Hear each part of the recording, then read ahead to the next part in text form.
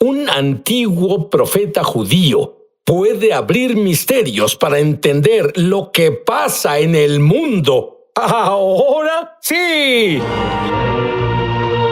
La enseñanza bíblica, lo sobrenatural, comenzó contigo a temprana edad. Estabas en 8º grado y te topaste con un ángel. ¿Qué fue lo que pasó? Sí, fue increíble. Había huido de casa, así que tenía mi pequeña almohada y bolsa de dormir y mochila y estaba en un área boscosa por la carretera y mi hermana, 1 año mayor, y mi hermano, 1 año menor, estaban llamándome, buscándome y yo clamaba a Dios diciendo, ¿qué debo hacer? ¿Debo decirles dónde estoy o no? Y escuché una voz estruendosa y parecía un megáfono de la policía. Sonaba como la voz de mi papá. Así que fue audible. Fue audible y dijo, Mark, diles a los niños dónde estás. Y esto pasó 3 veces. Y al final les dije, vinieron corriendo y luego de la nada todos acordamos que debió ser una persona angelical. Y era un pueblo pequeño de 800 personas. Todos conocen a todos, eran las 10 de la noche. Y este joven se acercó y dijo, ¿puedo ayudarlos? Y mi hermana dijo, no, todo está bien, él volverá a casa. Y luego él nos dijo, bueno, ahí es donde Mark pertenece, nunca lo vimos antes, nadie sabía quién era, nunca lo vimos jamás, era algo muy... ¿Y no era tu padre el de la voz estruendosa? Mi papá estaba lisiado, él no podía salir, pensé estaba en una patrulla o algo así y estaba en casa, solo eran mi hermano y mi hermana. Tengo curiosidad, ¿al momento te diste cuenta de que era un ángel? Cuando llegamos a casa, hablamos sobre eso. Todos pensamos que fue un ángel porque ninguno lo conocía. Y bueno, tú haces muchas cosas únicas al estudiar la Biblia. Por ejemplo, tomas un libro individual de la Biblia y en realidad lo pones en orden cronológico. ¿Por qué haces eso? Bueno, para mí es para ayudarme a entenderlo. Cuando leí el libro de Jeremías, descubrí que estaba revuelto y decidí ponerlo en orden y así poder entenderlo. Y descubrí, al compararlo con otros libros proféticos, ¡wow!, amplió toda la imagen. Mark, cuando pones las cosas en orden cronológico, descubres que la historia se repite siempre. Ay, por Dios, sí, y son los mismos patrones, todo está en los patrones, y los patrones que ves en los días de Jeremías también pasan en nuestros días, y cuando pones esos patrones juntos, puedes ver lo que viene. Encuentras incluso patrones en las advertencias. Definitivo. Lo que es fascinante es el pueblo de Dios en esos días. Ellos no servían a Dios, no querían nada que ver con Él, y Él escribía advertencias. Jeremías escribía advertencias de que debían arrepentirse y al mismo tiempo ignoraban las advertencias de Dios. Bueno, en realidad hay 6 similitudes en Jeremías comparándolo con hoy. Dime cuáles son esas similitudes. Bueno, una de las similitudes que pienso es Apocalipsis 3:20, cuando el Señor está tocando la puerta. No es la puerta de un no creyente, es la puerta de una iglesia. Y es como si Dios se parara afuera de la iglesia tocando la puerta. Y ellos decían en Apocalipsis, déjenos en paz, estamos en la iglesia, ni siquiera sabían que faltaba Dios. Bueno, hay una escritura que habla sobre esos patrones repitiéndose siempre, creo que es en el Eclesiastés. Sí, el capítulo 1, versículo 9, y es donde habla sobre lo que ya ha acontecido. Eso volverá a acontecer y no hay nada nuevo bajo el sol. Y por hacer esta investigación, puedo pensar que tú sabes que tienes un adelanto de lo que le pasa a la sociedad, ya que la historia sigue repitiéndose. Incluso la Biblia dice que la historia se repite. Así es, Dios declaró el fin desde el principio, así que si queremos saber el final del asunto, debes ver el principio y los patrones. Como dijimos, en días de Jeremías había anarquía como la hay ahora. Sí, anarquía total, caos. Revuelta política, total agitación social. Una de las cosas asombrosas para mí se revela en Mateo 24, donde se habla cómo se levantarán nación contra nación. En realidad ese grupo étnico se levantará contra otro grupo étnico. Eso hace una gran diferencia. Y cuando ves lo que pasa ahora con grupos étnicos levantándose contra otros grupos étnicos, un paralelo total. Por eso es que debemos entender. ¿Y tú crees que eso es lo que en realidad pasó en los días de Jeremías? Claro, sí. Hubo incluso peleas entre ricos y pobres y Ambos fueron agitación social total en cada Y área. ahora vives en Seattle, Washington, donde todo eso sucede. Y encontraste en estos patrones que Dios siempre advierte antes del juicio. Siempre manda advertencias antes del juicio porque no está dispuesto a que nadie perezca, pero el problema es tan seguido y lo asombroso es que las advertencias son para su pueblo. Dios está más molesto porque su pueblo se aleja de él que porque el impío se aleje de él. Bueno, ¿no dice que el juicio comienza en la casa de Dios? Exacto, es exacto lo que dice. Entonces Dios siempre quiere lidiar primero con su pueblo y vemos eso de nuevo en Apocalipsis donde lidia con las 7 iglesias. Es con quien lidia antes de lidiar con las naciones. Cuando regrese, Mark revelará una de las advertencias a las naciones que pasan justo ahora del libro de Jeremías. Ya vuelvo.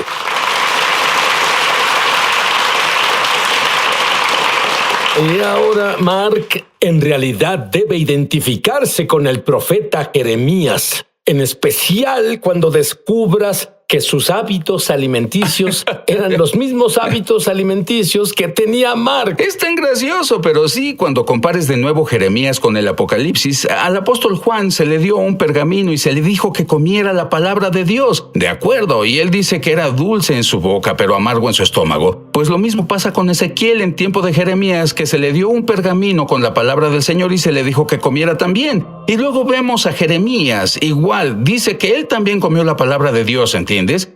Entonces debemos darnos cuenta de que si en realidad queremos entender estos últimos días, debemos alimentarnos con la palabra de Dios y seguido ¿Es a todas lo que estas. te refieres con comerla? Sí, en realidad ingerirla. ¿Cómo la ingieres? Bueno, para mí es leer. Yo leo todo el tiempo y no se trata de memorizar. Es como una computadora. Lo que subas ahí, él lo descarga. Las revelaciones toman vida. Las revelaciones vivas vendrán si comes la palabra de Dios. El ejemplo más importante que puedo dar es cuando tuve una pistola en mi cabeza. Un ladrón estaba listo para volarme la cabeza y me dijo que me acostara viendo hacia el piso. Luego, mi mente decía pelear o volar, pero de pronto la palabra del Señor vino a mi mente y Él me recordó algo que leí en Proverbios 2. Y aquí el Señor dice, acuéstate en el suelo, y debido a que comí la palabra de Dios, el versículo surgió y dice, no tendrás temor cuando venga el pavor repentino, cuando te acuestes será dulce. Y ese era Dios hablando, hablaba conmigo y decía, Y tu mente no sabía nada de eso, pero te vino porque comiste la palabra y salió de tu espíritu. Pero Exacto. esta es la gran pregunta. Eso es maravilloso para Mark, pero ¿qué hay de mí? ¿Qué hay con ellos? Bueno, creo que si comen la palabra de Dios, Dios les brindará revelaciones. Depende, ¿tratan la palabra como su verdura con peor sabor o la tratan como el postre más delicioso? Y debemos amar la palabra de Dios y entrar en ella y pedir a Dios revelación y llevarla a donde la necesitamos, porque es una ayuda siempre presente en tiempos de necesidad. Pero tienes que comerla, digerirla para que Dios pueda brindarla de nuevo. Y alimentar tu espíritu a diario. 3 comidas al día al menos. ¿Qué advertencias a las naciones encontraste al decodificar al profeta Jeremías? Bueno, hay un par de advertencias diferentes. Una de ellas, hay varios capítulos donde él advierte a todas esas naciones distintas que deben someterse a Nabucodonosor, porque es la persona que Dios puso a cargo. Pero la advertencia más grande fue, él advertía a todas las naciones cómo deben tratar a la nación de Israel. Y si no tratan bien a la nación de Israel, están en grandes problemas. Y de hecho, Dios dice que después de 70 años de cautiverio, cuando castigó a Israel, Él va a voltear y a juzgar a todas las naciones y cómo trataron a Israel. Así que es muy importante hacer conciencia de que Dios aún está en pacto con el pueblo judío. En otras palabras, las personas lo ven como historia, pero eso es una realidad hoy y por siempre. Por supuesto, y es más, en Jeremías 31, con el nuevo pacto y otros lugares, Dios dice que su pacto nunca terminará mientras el sol y la luna estén ahí. Su pacto con Israel no se romperá. ¿Y qué hay sobre la otra cosa de la que muchas personas hablan, los radicales islámicos y la solución de los 2 estados? Exacto, eso pertenece al libro de Jeremías. Y hoy Dios dice que vendrá contra cualquier nación que intente partir su tierra. Entonces, las naciones es mejor que pongan atención a eso. ¿Y ¿quién es Babilonia hoy? Es una gran pregunta. Algunas personas me preguntan eso. ¿Es Babilonia una religión? ¿Es Babilonia un sistema político? ¿Es Babilonia una ubicación? Bueno, como tú sabes bien, pueden haber 70 capas diferentes. Creo que puede ser un sistema político, un sistema religioso y es mayormente una idolatría fugaz. ¿Y qué hay de las flechas inteligentes? Pensé que eso era interesante. Cuando lees Jeremías, habla de que después de 70 años, Dios vendrá contra Babilonia y dice que tendrán unas flechas expertas de un hombre experto. Y pienso que era interesante por el 91, cuando todos fueron a Irak. Tenías bombas inteligentes, misiles que eran como flechas, y pienso que era muy interesante cómo Dios proféticamente nos haga saber lo que viene. ¿Sabes qué? Yo tengo la sensación de que no haces esto solo para el show. Tú en verdad estás emocionado por la palabra de Dios. Yo amo la palabra de Dios, es mi pasión. Solo quiero comerla porque para mí es tan importante en la vida de hoy. Es más que historia. Está viva porque nos dice cómo y qué debemos comer justo ahora. ¿Qué clase de personas, según tus estudios de Jeremías y otros libros en la Biblia, busca a Dios justo ahora? Porque si hay un momento para estar bien con Dios, ahora es el tiempo aceptable. Eso es seguro. Dios busca por personas humildes. Busca personas que quieran obedecerlo de corazón. No puede ser obediencia por temor. Dios busca personas que quieran magnificar las leyes. Vivimos en un periodo de rebelión, entonces Dios busca personas que quieran magnificar sus leyes, hacerlo honorable otra vez. Igual que las leyes de Washington son distintas a las leyes de Carolina del Norte. Bueno, las leyes dicen mucho del que las crea. Así que para mí, cuando ve las leyes de Dios, intento ver la razón detrás del corazón de la persona que da las leyes. Yo no veo legalismos. Esos señores es como, ¿qué debo hacer para ser salvo? ¿Debo hacer esta ley o esta ley? No, me siento como un pequeño que quiere hacerlo para ser feliz a papá. Muy bien.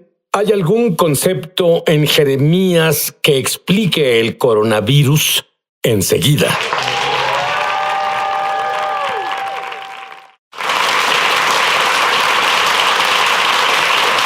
Bueno, porque la historia se repite sola, porque la Biblia...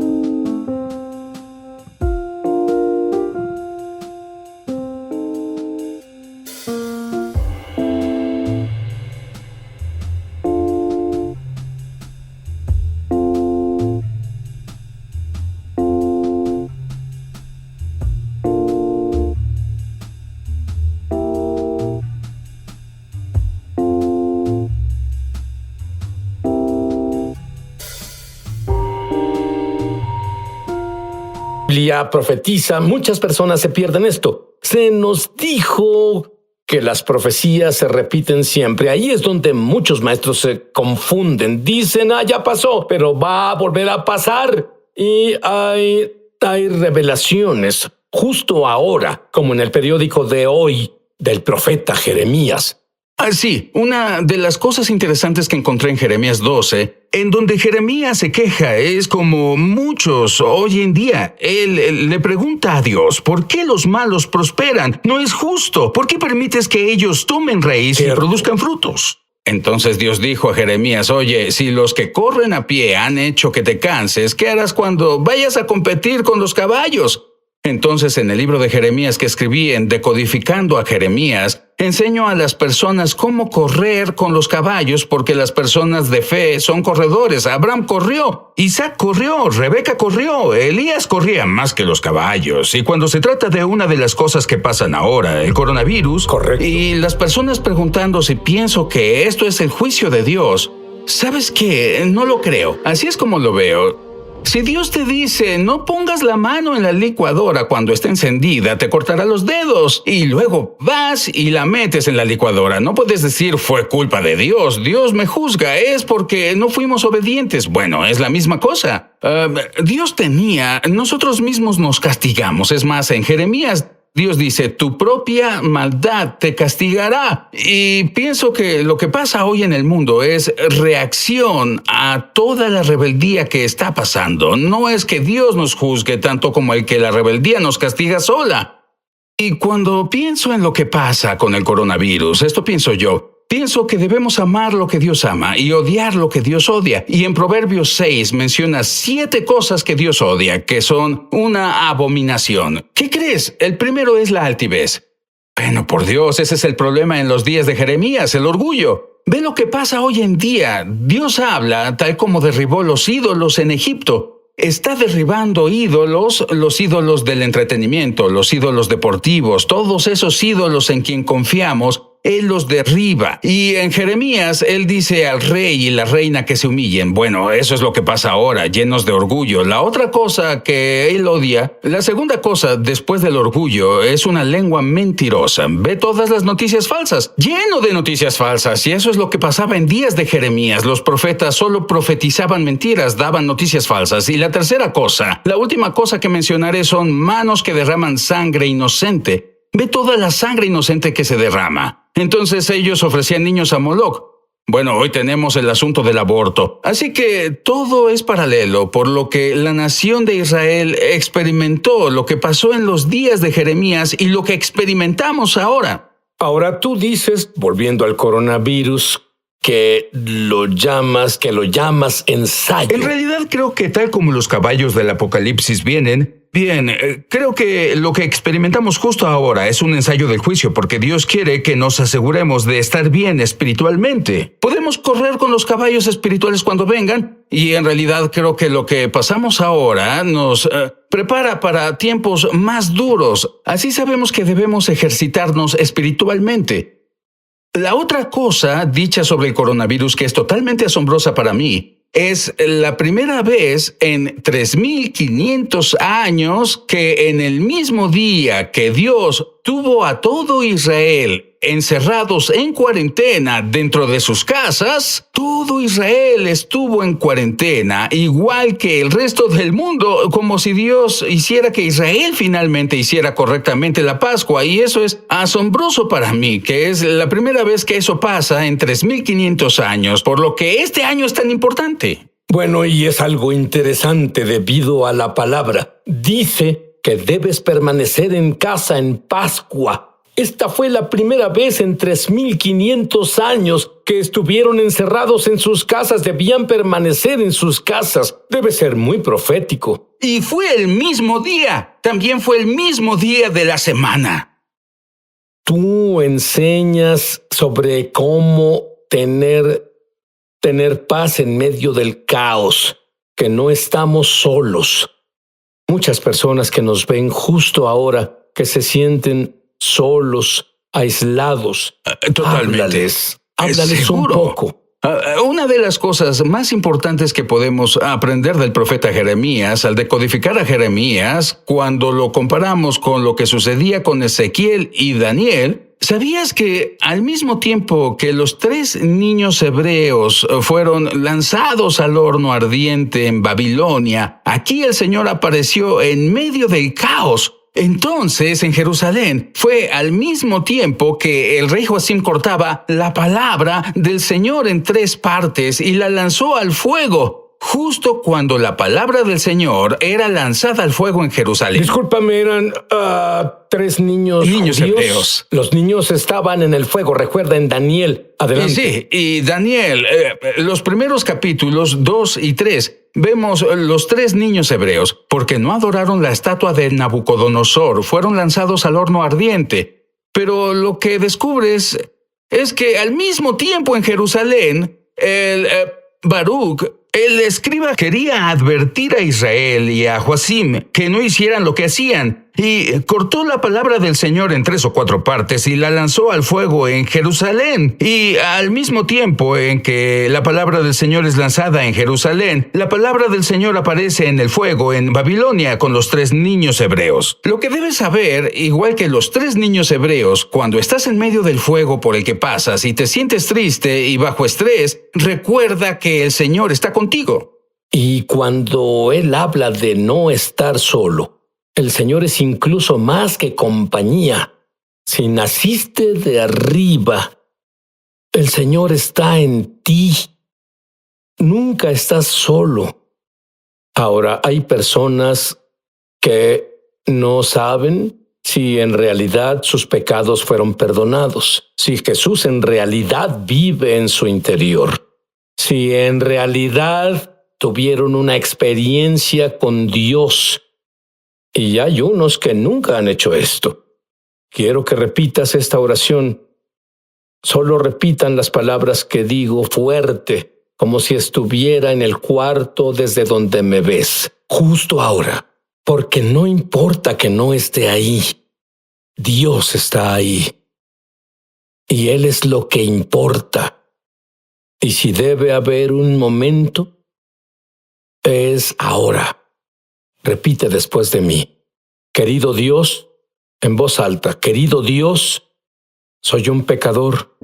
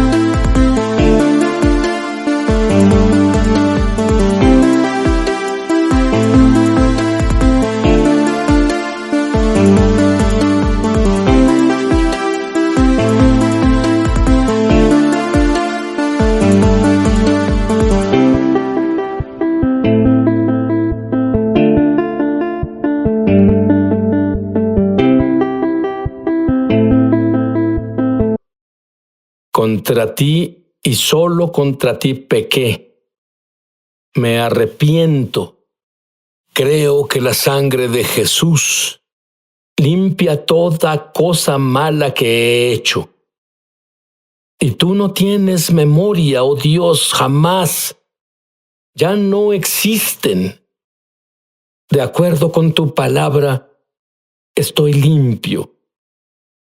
Y ahora que estoy limpio, te invito a vivir dentro de mí. Nunca me dejes o abandones. Dame la paz que pasa el entendimiento humano. Te hago no solo mi Salvador, sino mi Señor. Amén.